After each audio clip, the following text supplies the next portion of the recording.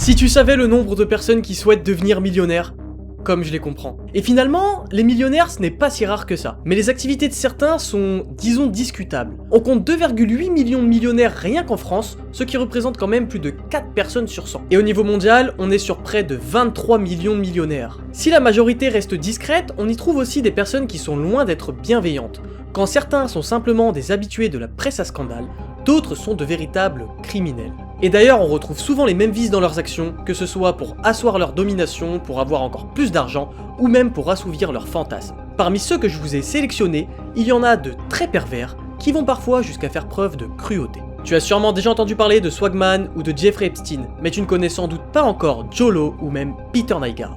Et pour parler de tous ces millionnaires, nous allons réutiliser le principe de l'iceberg. C'est assez simple, nous allons commencer par traiter le sujet en surface avec les millionnaires impliqués dans les plus gros scandales dont tu connais sûrement déjà l'existence. Et au fil de la vidéo, nous allons plonger de plus en plus profondément jusqu'aux millionnaires les plus malsains en passant par les criminels endurcis. Et oui, mes icebergs sont inspirés de ceux de Contes Féconds, mais Chris n'y voit aucun inconvénient. Sur ce, c'est parti pour l'iceberg des millionnaires les plus malsains. Bienvenue dans le Rat Place. Avant de commencer, je tiens à préciser qu'il ne faut voir ici aucun positionnement politique, comme j'ai pu le lire dans certains commentaires de l'iceberg sur les milliardaires les plus malsains. Et étant donné le nombre de millionnaires sur la planète, il est fort probable que je n'ai pas traité la totalité des personnalités auxquelles tu pourrais penser. Si c'est le cas, je t'invite simplement à me les indiquer en commentaire. Bref, on attaque sans plus tarder avec la surface et les millionnaires aux comportements les plus soft.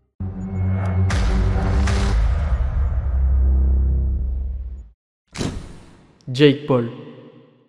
Alors bon, comment faire une vidéo sur les millionnaires à scandale sans parler des frères Jake et Logan Paul? Ils sont loin d'être les plus vicieux, mais ils traînent tout de même leur lot de casserole. Commençons par Jake Paul, le frère cadet. Jake s'est d'abord fait connaître avec l'ancienne application Vine. Il y a publié des vidéos avec son frère dès 2013 et lors de la fermeture de la plateforme, Jake avait plus de 5 millions d'abonnés pour un total de 2 milliards de vues. En 2015, Jake a joué le rôle de Dirk, un personnage de la série Frankie et Paige diffusée par Disney Channel avant de se faire mondialement connaître sur la plateforme YouTube. Jake est vite devenu une figure incontournable des réseaux sociaux, mais sa notoriété ne se limite pas à ses talents de créateur de contenu. Il a aussi souvent fait les gros titres. Dans son quartier de Los Angeles, Jake Paul est un élément perturbateur. Ses voisins se plaignent régulièrement du tapage nocturne en raison d'un esprit, disons, très festif. Des faits qui ont de nombreuses fois nécessité l'intervention de la police. Mais ce n'est pas le seul comportement qui a été reproché à Jake. Il a également été accusé de violence physique sur plusieurs personnes, y compris des ex-collaborateurs et même des spectateurs venus regarder ses combats de boxe. Jake a commencé la boxe en 2018 aux côtés de son frère Paul à la suite d'un événement entre influenceurs. En 2020, il est arrêté pour rassemblement illégal et intrusion criminelle dans un centre commercial pendant les émeutes liées au décès de George Floyd. Bien qu'il ait tenté d'expliquer sa présence par la réalisation d'un documentaire sur les événements, il a été inculpé pour vandalisme, de quoi alimenter son image déjà bien controversée. L'année suivante, Jake fait l'objet de plusieurs accusations d'agression qu'il nie en bloc. Et faute de preuves suffisantes, il ne sera pas condamné. Plus récemment, le millionnaire a été impliqué dans des scandales financiers où il a été accusé d'escroquerie via des projets douteux de crypto-monnaie et de NFT. Jake est donc une célébrité prête à tout pour attirer l'attention, même au détriment de ses fans. Sa fortune serait aujourd'hui estimée à 72 millions d'euros. Logan Paul. Son frère aîné Logan Alexander Paul n'est pas non plus irréprochable. Bien qu'il soit un véritable athlète, il est impliqué dans plusieurs affaires de vidéos controversées. Logan Paul a étudié à Westlake High School, où il s'est distingué par ses prouesses sportives. Il s'est ensuite inscrit à l'université de l'Ohio, avant d'abandonner finalement ses études en 2014 pour se consacrer à sa carrière d'influenceur. En 2015, il devient la 10e personnalité la plus influente sur Vine, grâce à ses vidéos de 6 secondes qui lui ont rapporté des centaines de milliers de dollars. Sa popularité lui permet alors de signer des partenariats avec de grandes marques telles que Pepsi ou HBO. En 2017, Logan lance sa marque de vêtements, et la même année, il publie une vidéo montrant le corps d'une personne qui s'est suicidée dans la forêt d'Aokigahara au Japon. Une vidéo qui fait scandale à la fois pour son ton irrespectueux et pour le manque de sensibilité de Logan, qui a vu son compte YouTube suspendu pour l'occasion. Logan a souvent été critiqué pour ses publications de contenu discutables, avec des blagues souvent de mauvais goût et qui tournent mal. En 2018, il s'est par exemple filmé en train de taser un rat mort. Il a également incité les spectateurs à ingérer des pastilles de lessive d'une certaine marque parce qu'elles ressembleraient, selon lui, à des bonbons, ce qui avait donné à l'époque naissance au Tide Pod Challenge. Aujourd'hui, Logan continue de faire parler de lui à la tête d'une fortune de près de 80 millions d'euros. Kanye West. Continuons de barboter la surface avec l'une des célébrités les plus connues de cet iceberg, Kanye West. Inutile je pense de le présenter davantage étant donné l'ampleur de sa notoriété. Mais Kanye West a aussi fait l'objet de nombreux scandales en raison de certaines déclarations et de certains comportements. Bien qu'il ne soit pas impliqué dans des crimes graves, ses actions ont souvent suscité l'indignation générale. En 2022, Kanye a tenu des propos antisémites sur les réseaux sociaux, entraînant la suspension de ses comptes Twitter et Instagram. Des propos qui lui auront coûté plusieurs contrats avec des marques partenaires, comme la fin de sa collaboration avec Adidas, une collab qui lui rapportait quand même près de 2 milliards par an. Mais ce n'est pas la seule affaire judiciaire dans laquelle Kanye a été impliqué. Parmi les plus notables, on retrouve des litiges liés à ses entreprises. Par exemple, 2 anciens employés ont intenté une action en justice en 2022, alléguant des violations du code du travail, y compris le non-paiement d'heures supplémentaires. Kanye a alors proposé environ 625 000 $ pour régler cette affaire. Qui paierait une telle somme pour des calomnies? Ouais, je vais avoir 30 ans. Kanye a aussi été poursuivi à plusieurs reprises pour violation de droits d'auteur. En 2024, il a été accusé d'avoir utilisé des échantillons d'œuvres existantes, et ce sans autorisation, dans certains de ses morceaux de l'album Donda, sorti quelques années plus tôt. Il a aussi été poursuivi par les héritiers de Donna Summer pour avoir utilisé sa chanson I Feel Love sans autorisation sur son album de 2022, une affaire réglée à l'amiable. Ces sons lui ont sans aucun doute rapporté plus d'argent qu'il en a reversé. C'est la preuve qu'il vaut mieux parfois demander le pardon plutôt que l'autorisation. Aujourd'hui, Kanye West détient une fortune estimée à environ 380 millions d'euros. Elle se répartit entre sa marque de vêtements, son catalogue musical et divers biens immobiliers. Kylie Jenner. J'enchaîne directement avec l'une des membres les plus célèbres de la famille Kardashian, Kylie Jenner.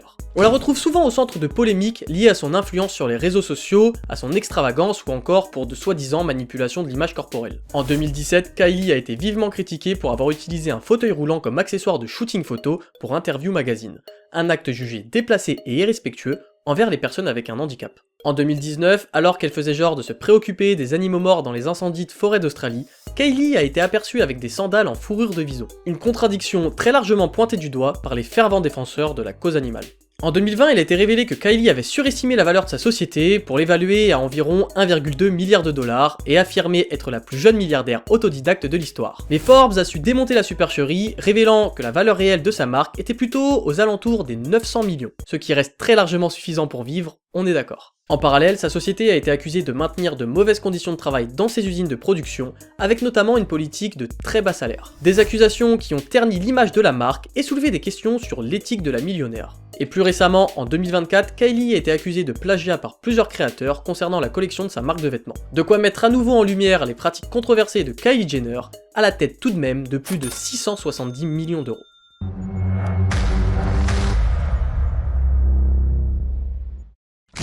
Chris Brown.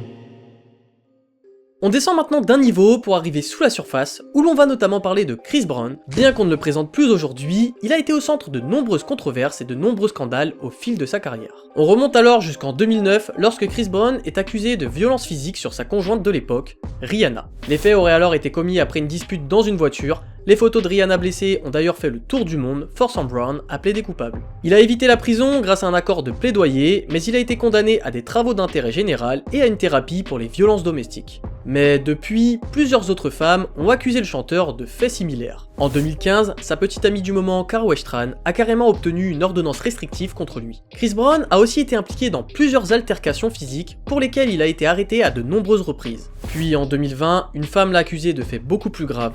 On parle ici d'une agression sexuelle qui se serait déroulée sur le yacht de Sean Diddy Combs. Des accusations qui ont toujours été défendues par les avocats du chanteur. Très récemment, un documentaire intitulé Chris Brown, A History of Violence a été diffusé sur Investigation Discovery. Tu m'excuseras pour mon accent anglais. Le documentaire est aussi disponible sur Prime Video pour les plus curieux et il examine en détail toutes les accusations de violence et autres problèmes juridiques du chanteur. Ces faits ont fortement impacté la carrière et l'image de Chris Brown, mais sa fortune reste aujourd'hui estimée à plus de 45 millions d'euros. Jared Kushner. On continue de nager sous la surface avec Jared Kushner, le gendre de l'ancien et futur président américain Donald Trump. Il a d'ailleurs été son conseiller principal à la Maison Blanche lors de son premier mandat. Jared n'a commis aucun crime grave, mais il a fait l'objet de nombreux débats éthiques et politiques. Tout d'abord, Jared Kushner a été accusé d'avoir profité de ses positions pour servir ses intérêts financiers personnels. Il a par exemple développé des relations étroites avec le prince héritier saoudien pendant son mandat de conseiller. Après avoir quitté la Maison Blanche, Kushner a créé un fonds d'investissement appelé Affinity Partners. Jusque-là, rien d'exceptionnel, mais 6 mois après, le fonds souverain saoudien y investit, comme par hasard, 2 milliards de dollars. Un investissement perçu par beaucoup comme une récompense, étant donné que pendant son mandat à la Maison Blanche, Kushner a travaillé sur plusieurs dossiers impliquant l'Arabie Saoudite, notamment au sujet de la vente d'armes. Mais ce n'est pas la seule histoire qui pose question sur l'éthique du millionnaire.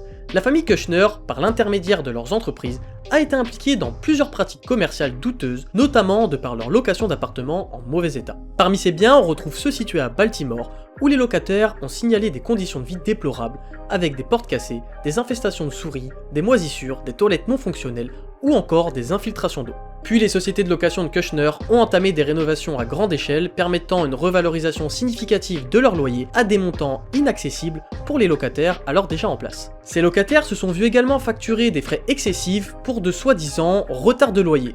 La stratégie des Kushner consistait à poursuivre des anciens locataires en affirmant qu'ils n'avaient pas payé de loyer depuis leur départ, parfois jusqu'à 3 ans en arrière. En 2019, le procureur a déposé une plainte accusant Kushner Companies de ne pas avoir agi sur les appartements infestés de rongeurs et d'obliger les locataires à payer des frais illégitimes. Des dossiers judiciaires montrent que les Kushner poursuivent des pratiques d'expulsion agressives et des poursuites abusives en matière de recouvrement de créances. Kushner Companies a d'ailleurs reçu des prêts massifs de Freddie Mac, une agence de prêt soutenue par le gouvernement, en vue d'acquérir d'autres appartements. Ces prêts ont été critiqués pour leurs conditions incroyablement favorables, et ce malgré un historique de rendement très mauvais pour la société. Ces actions ont eu des répercussions significatives sur l'image publique du multimillionnaire, qui dispose aujourd'hui d'une fortune d'environ 760 millions d'euros. Dan Bilzerian.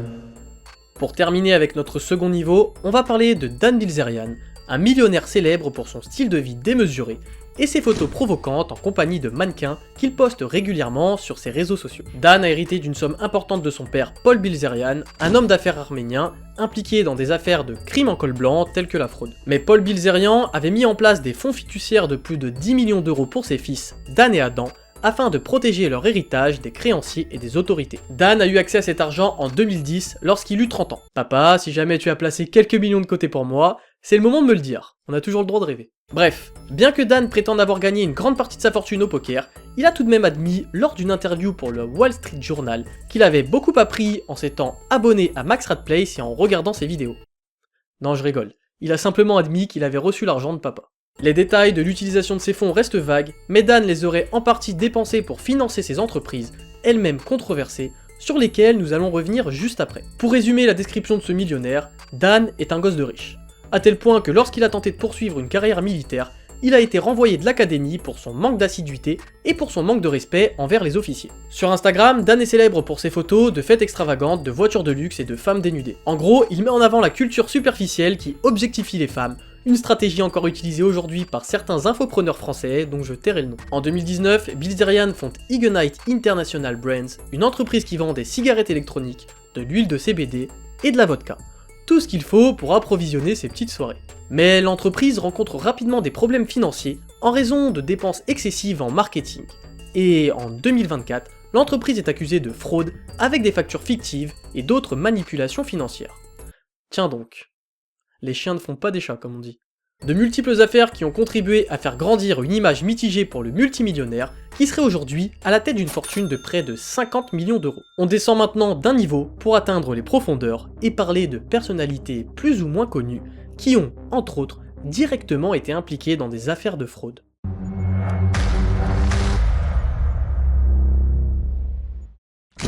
Swagman. On commence sans plus attendre avec Swagman, une célébrité franco-tunisienne qui a fait le buzz sur internet au tout début des réseaux sociaux.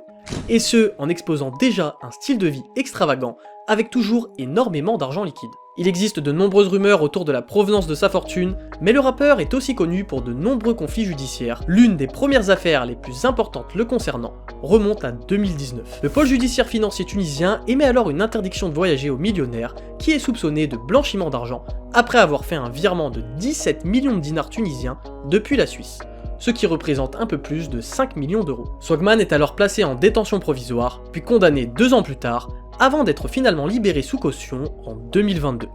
Ouais, il a réussi à obtenir un non-lieu.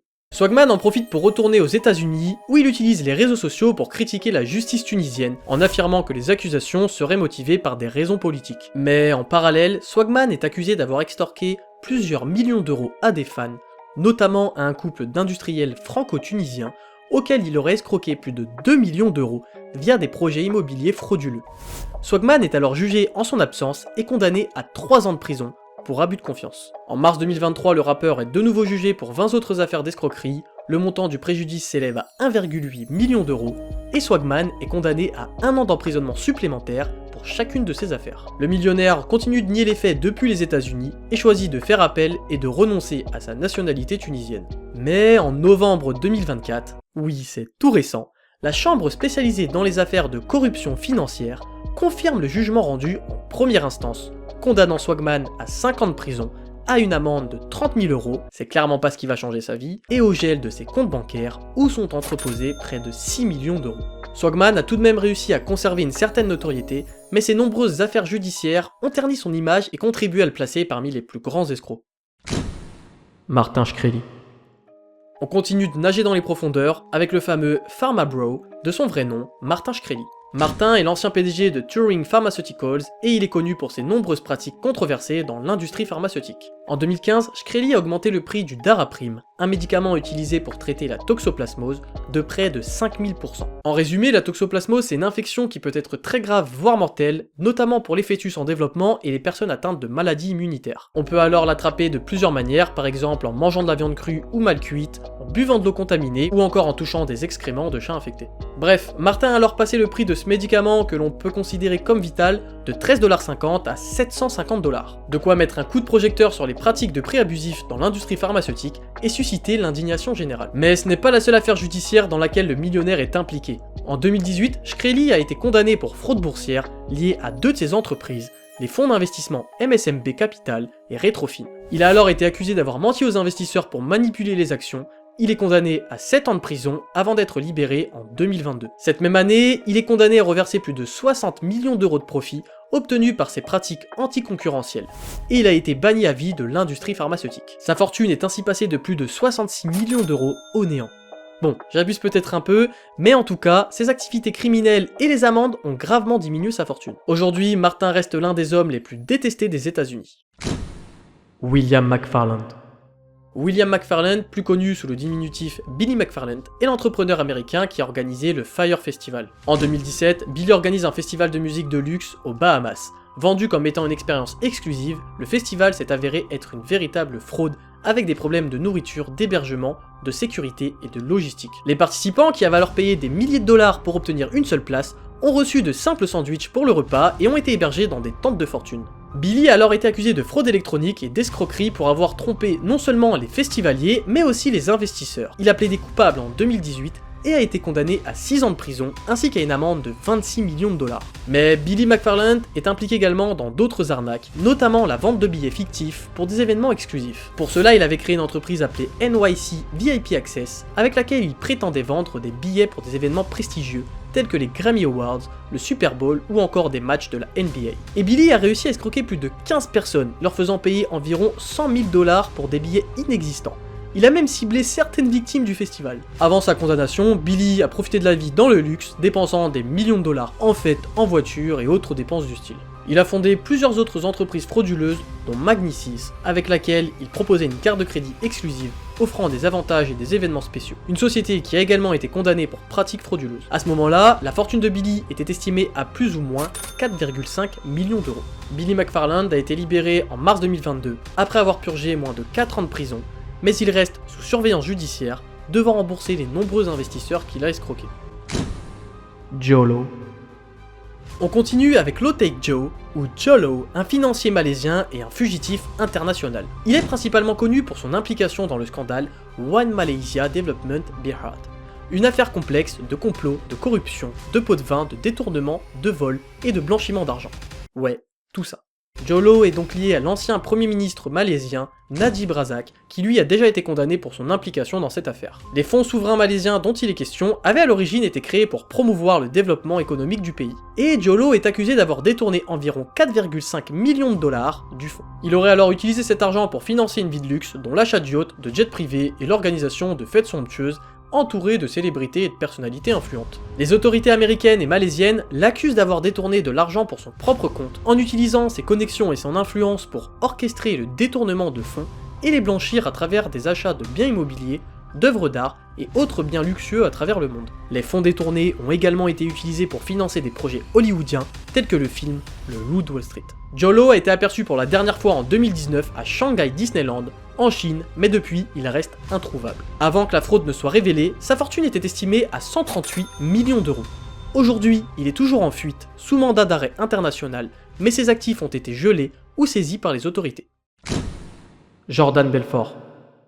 Son nom ne te parle peut-être pas, mais crois-moi, son histoire t'est sûrement familière. Jordan Belfort est le véritable loup de Wall Street. On parlait justement du film. Jordan est un ancien courtier, devenu célèbre pour ses pratiques frauduleuses et son style de vie opulent. Il est né en 1962, dans le Bronx, à New York. Il a grandi dans un milieu modeste, ses parents étaient tous deux comptables. Pendant son adolescence, Jordan s'est très vite découvert un talent pour la vente. L'été de ses 16 ans, il a acheté un commerce de glace et en a vendu dans toute la ville de New York. Et il a gagné dans les 20 000 $, de quoi lui donner davantage confiance en lui. Dans les années 90, Jordan a fondé Stratton Oakmont, une entreprise de courtage, accusé de fraude et de manipulation des marchés. Jordan a été condamné pour ces faits à 22 mois de prison et a remboursé 100 millions d'euros aux investisseurs lésés. Pendant les plus belles années de l'entreprise, Jordan a mené la grande vie, dépensant lui aussi des millions de dollars en fêtes, en voitures de luxe et en drogue. C'est après sa peine de prison qu'il écrira ses mémoires, qui seront ensuite adaptés en film, dans lequel joue Leonardo DiCaprio. Depuis, Jordan Belfort s'est reconverti en conférencier et a écrit un second livre intitulé Catching the Wolf of Wall Street, qu'on pourrait traduire en français par Le Loup de Wall Street se fait attraper. C'est tout simplement la suite du premier opus. Jordan continue de raconter ses expériences post-incarcération en détaillant comment il a fait face à ses problèmes juridiques, lutté pour conserver sa famille et trouver sa rédemption personnelle. Tout ça lui aura quand même permis de devenir une figure emblématique de la fraude et de l'excès à Wall Street et de se faire un bon petit paquet d'oseille. Sa fortune était d'ailleurs à l'origine estimée à 380 millions d'euros, mais depuis sa condamnation, Belfort rembourse sa dette qui a grandement affecté sa fortune, qui est aujourd'hui difficile à estimer. Steven Hoffenberg. Pour terminer avec notre troisième niveau, on va parler d'un millionnaire moins connu. J'ai longtemps hésité avant de l'intégrer dans cette vidéo, mais il a eu, malgré lui, une influence non négligeable sur un autre multimillionnaire présent au sein du niveau 5. Je veux parler ici de Steven Hoffenberg, un homme d'affaires américain, fondateur de Towers Financial Corporation. Tu penseras à mettre un petit like pour l'effort de prononciation. Officiellement, il s'agissait d'une société de recouvrement de créances, mais en réalité, elle s'est révélée être l'un des plus vastes schémas de Ponzi de l'histoire. Et oui, Hoffenberg n'a pas été seulement une influence pour Jeffrey Epstein, c'est aussi initialement un escroc de haut vol. Entre 1988 et 1993, Hoffenberg a escroqué des investisseurs à hauteur de 475 millions de dollars avant que la société ne s'effondre, révélant l'ampleur de la fraude. Il a plaidé coupable 2 ans plus tard et a été condamné à une amende d'1 million de dollars, a restitué plus de 460 millions et a passé 20 ans derrière les barreaux. Mais Steven a été libéré en 2013 après 18 ans d'incarcération. Il a rencontré Jeffrey Epstein en 1987 qui a travaillé pour lui au sein de TFC où il l'a aidé à orchestrer son schéma de Ponzi. Hoffenberg a décrit Epstein comme son meilleur ami et son bras droit dans cette entreprise frauduleuse. En travaillant pour TFC, Epstein a acquis des compétences et des connexions qui lui ont permis de bâtir son propre réseau et d'amasser une fortune considérable. Sans cette relation, il est fort probable qu'Epstein n'aurait pas pu atteindre le même niveau de richesse et d'influence et donc de créer son réseau de trafic. Mais nous reviendrons sur le cas Epstein un peu plus loin dans cet iceberg. En août 2022, Hoffenberg est retrouvé mort dans son appartement du Connecticut, ce qui officiellement serait un suicide. Il est difficile d'estimer sa fortune à ce moment précis, qui avait été largement dilapidée en raison de ses crimes financiers.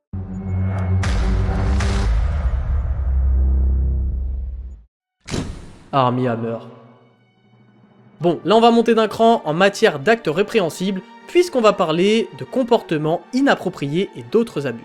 Armie Hammer est un acteur américain devenu tristement célèbre pour des accusations de comportements abusifs. En 2021, plusieurs femmes l'accusent de violences sexuelles, allant jusqu'à inclure des allégations de cannibalisme et autres fantasmes violents. Hammer a évidemment nié toutes ces accusations, affirmant que chacune de ses relations était consentie. Une enquête a tout de même été ouverte par la police de Los Angeles, l'objectif étant de déterminer si les preuves étaient suffisantes pour porter des accusations criminelles contre l'acteur. En raison de ces allégations, Hammer a été retiré de plusieurs projets cinématographiques et télévisuels délaissés par son agence. Il s'est ensuite fait soigner pour ses problèmes de comportement et de toxicomanie.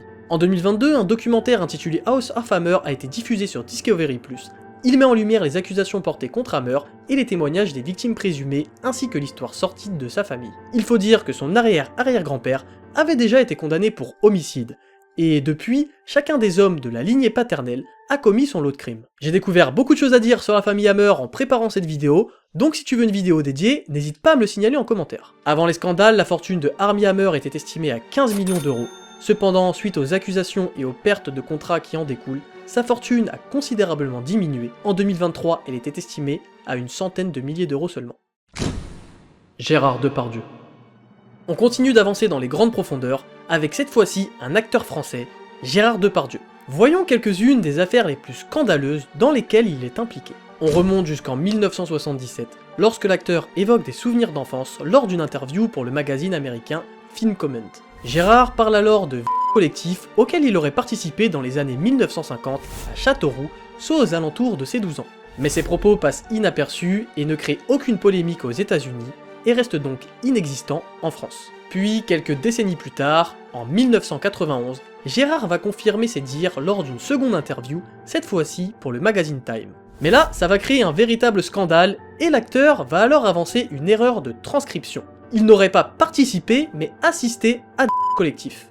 À mon avis, ça reste inquiétant quand même. Bref, plus rien jusqu'en 2018, lorsque la comédienne Charlotte Arnoux, alors âgée de 22 ans, dépose plainte contre le septuagénaire pour harcèlement et Je t'épargne les détails des procédures, mais l'acteur ne sera mis en examen que 2 ans plus tard. En 2019, l'actrice Emmanuelle Desbévers accuse à son tour l'acteur pour des comportements inappropriés lors du tournage de Danton, réalisé en 1982. En avril 2023, Mediapart publie le témoignage de 13 autres femmes qui l'accusent aussi de violences lors de tournage de différents films. Très vite, d'autres victimes présumées s'ajouteront à la liste, dont l'actrice Hélène Darras. Cette dernière déposera d'ailleurs une plainte qui sera classée sans suite pour prescription. Mais en fin d'année, le magazine Complément d'enquête dévoile un reportage sur Gérard Depardieu qui remet de l'huile sur le feu. Au sein de ce reportage, on entend l'acteur tenir des propos insultants envers les femmes, des propos jugés misogynes qui ont fait le tour des réseaux sociaux. Et au mois de décembre, Libération révèle qu'une figurante affirme avoir vu l'acteur passer sa main sous la jupe d'Emmanuel en 1982. Emmanuelle Desbévers est alors signalée disparue par sa famille après avoir laissé une lettre inquiétante. Elle meurt le 6 décembre 2023 à la suite d'une noyade, a priori suicidaire, dans la Seine. Le 12 décembre, une enquête du parquet de Paris est ouverte pour vérifier s'il y a un lien éventuel entre l'affaire et la diffusion du reportage. En 2024, 2 autres plaintes sont déposées à l'encontre de Gérard Depardieu, une par une ancienne assistante pour propos obscènes et agressions sexuelles, et l'autre par une décoratrice pour des faits d'agression sexuelle lors du tournage du film Les Volets Verts. En avril, l'acteur est convoqué par la justice pour répondre aux accusations, et au terme d'une journée de garde à vue et de confrontation, le procureur décide d'ouvrir le procès qui se tiendra en mars 2025. Depardieu n'a donc aujourd'hui pas encore été reconnu coupable pour l'un de ces faits, mais à l'écoute des propos tenus lors du reportage, je pense qu'il a déjà toute sa place au sein de cet iceberg sur les millionnaires les plus malsains. La fortune de Gérard Depardieu est aujourd'hui estimée à près de 250 millions d'euros, une richesse accumulée grâce à une filmographie impressionnante qui compte plus de 170 films. En parallèle, l'acteur a réalisé différents investissements, dont des vignobles, des placements boursiers ou encore divers achats de biens immobiliers. Peter Nygard. Peter Nygard est un magnat de la mode canadien, fondateur de Nygard International, une entreprise de vêtements pour femmes. Cependant, il est devenu tristement célèbre pour les accusations de comportements abusifs, de multiples agressions et de trafic sexuel portés contre lui. Des allégations allant jusqu'à impliquer des mineurs et pour lesquelles il a été formellement inculpé. En octobre 2021, Peter a été inculpé au Canada pour plusieurs chefs d'accusation d'agression sexuelle et de séquestration remontant au milieu des années 1980. En novembre 2023, il est reconnu coupable d'avoir profité de son statut de dirigeant de l'une des plus grandes sociétés de vêtements féminins du Canada pour agresser sexuellement plusieurs femmes entre 1988 et 2005, dont une jeune fille de 16 ans. Le millionnaire redoublait alors d'ingéniosité pour élaborer toutes sortes de stratagèmes en vue d'amener les victimes dans son appartement privé. Plusieurs de ces victimes ont dit avoir été piégées par Peter, se retrouvant enfermées dans une pièce avec seulement un lit, un bar et une porte à code sans poignée. Sa sentence tombe presque un an plus tard, en septembre 2024, et il est condamné à 11 ans de prison après avoir été reconnu coupable d'agression sexuelle sur 4 femmes. Un procès qui était le premier d'une longue série visant Peter Nygard pour ses différents crimes sexuels contre de nombreuses femmes du Canada et des États-Unis. Autrefois grande figure de l'industrie de la mode, ses problèmes juridiques ont conduit à la chute de son empire, avec de nombreux actifs gelés ou vendus. Avant l'affaire, la fortune de Peter Nygard était estimée à 850 millions d'euros, mais en 2024, celle-ci n'est évaluée à plus que 10 millions d'euros, étant principalement constituée de biens immobiliers et d'actifs gelés. Harvey Weinstein. Harvey Weinstein est un ancien producteur de cinéma influent, devenu l'une des figures les plus controversées d'Hollywood en raison de ses crimes. Il a notamment participé à la production des films Scary Movie, Django ou du Seigneur des Anneaux. Bref, en octobre 2017, des articles de journaux révèlent que le producteur a harcelé et agressé sexuellement plusieurs dizaines de femmes au cours des dernières décennies. Plus de 80 femmes, dont certaines célébrités telles qu'Angelina Jolie, l'accusent de harcèlement, d'agression sexuelle et de Harvey a été reconnu coupable de au 3e degré et d'agression sexuelle au 1er degré en 2020. Pour information, les degrés dans les accusations de crimes sexuels indiquent la gravité des faits et des circonstances. Le 1er degré est généralement le plus grave, il implique l'utilisation de la force, de menaces ou d'armes, et peut inclure des actes commis contre des victimes particulièrement vulnérables, comme les enfants ou les personnes âgées. Le 2e degré implique toujours des actes de violence ou de contrainte, mais peut inclure l'utilisation de drogue ou d'alcool. Et le 3e degré révèle l'absence de l'usage de la force ou de menaces, mais implique une absence de consentement. Le producteur est d'abord condamné à 23 ans de prison, auxquels viendront s'ajouter 16 ans supplémentaires en 2023, pour des faits similaires qui se sont déroulés à Los Angeles. Ces révélations sont à l'origine du mouvement MeToo, qui a permis de libérer la parole de nombreuses victimes de violences sexuelles à travers le monde du cinéma et au-delà. Et selon certaines victimes, Harvey aurait participé à de nombreuses reprises aux petites soirées de Jeffrey Epstein. Mais nous reviendrons sur l'affaire dans le prochain niveau. Avant les scandales, la fortune de Harvey Weinstein était estimée à près de 285 millions d'euros. En 2024, sa fortune serait maintenant inférieure à 25 millions d'euros. Andrew Tate. On approche maintenant de la fin de notre 4e niveau avec Andrew Tate. Cet ancien kickboxer professionnel et influenceur est connu pour ses discours sexistes, haineux et complotistes. Les propos de Andrew sont souvent critiqués pour leur apparence misogyne. En raison de ses différentes déclarations, il a d'ailleurs été banni de plusieurs réseaux sociaux tels que Twitter et Instagram. On retrouve dès 2015 des accusations de violence et de venant de plusieurs femmes du Royaume-Uni à l'encontre de Andrew. Il avait alors été arrêté par la police pour être interrogé avant d'être libéré. Les charges ont été complètement abandonnées quelques années plus tard, faute de preuves suffisantes. C'est en participant à l'émission de télé-réalité Big Brother en 2016 au Royaume-Uni, qui repose sur le même concept que Secret Story, que Andrew Tate, alors âgé de 29 ans, acquiert une certaine notoriété. Mais il va très vite se faire exclure de l'émission par la production, après seulement 6 jours. La raison est simple, une vidéo le montrant en train de frapper une jeune femme avec une ceinture a été retrouvée. Mais aucune plainte n'avait été déposée à l'époque de la vidéo, et Andrew a affirmé qu'il s'agissait d'un jeu de rôle érotique. Les internautes lui ont laissé le bénéfice du doute, bien que personne ne soit dupe. Tate est devenu une figure emblématique du masculinisme décomplexé, s'affichant avec des voitures de sport et des femmes dénudées sur les différents réseaux sociaux. Une stratégie bien connue pour vendre des formations qui promettent aux hommes de devenir riches et de multiplier les conquêtes. Un documentaire de la BBC daté de 2023 rapporte qu'en réalité, une sorte de secte s'est créée autour de l'influenceur, impliquant notamment son frère Tristan, qui l'aurait rejoint en Roumanie en 2017. En 2022, les deux frères sont arrêtés et passent 3 mois en détention à Bucarest, avant d'être placés sous contrôle judiciaire avec une interdiction de quitter le territoire. Les deux hommes sont alors accusés d'avoir manipulé des jeunes femmes pour les forcer à tourner dans des films pornographiques. En parallèle, Andrew est accusé de et de trafic d'êtres humains. Sur X, où son compte a été rétabli juste après le rachat de la plateforme par Elon Musk, l'influenceur continue de se défendre auprès de ses 10 millions d'abonnés en parlant d'un complot politique. La justice roumaine accuse les deux hommes d'avoir mis sur pied un réseau criminel organisé exploitant des jeunes femmes en Roumanie, au Royaume-Uni et aux États-Unis. Au moins 7 jeunes femmes disent avoir été piégées par une promesse de relations sérieuses avant d'être forcées d'apparaître dans des vidéos pornographiques à destination d'internet. La DICO, qui n'est autre que la direction de l'enquête sur les crimes organisés et le terrorisme, révèle alors que le nombre de victimes de cette traite sexuelle serait de 34 femmes, dont une mineure de 17 ans. Et les nombreuses vidéos tournées avec cette jeune fille en particulier auraient rapporté plus d'1 million d'euros aux prévenus. En octobre 2024, Andrew Tate est condamné à 10 ans de prison pour et trafic d'êtres humains. Après la saisie de ses biens, une estimation de sa fortune a été révélée, les autorités l'ont alors évalué à environ 10 millions d'euros, principalement constitués de biens immobiliers, de voitures de luxe et de crypto-monnaies. On arrive donc au dernier millionnaire de ce palier, après lequel nous allons justement nous arrêter pour aujourd'hui. Il est important que je te laisse le temps de digérer tout ça. Non, je rigole, c'est surtout qu'au moment où je prépare cette vidéo, je sais déjà que ça va me demander de nombreuses heures de montage, donc ça m'arrange de diviser la tâche en 2 vidéos. Et si en même temps ça peut favoriser l'abonnement, c'est encore mieux. Bref, revenons-en à nos millionnaires malsains. Kevin Spacey.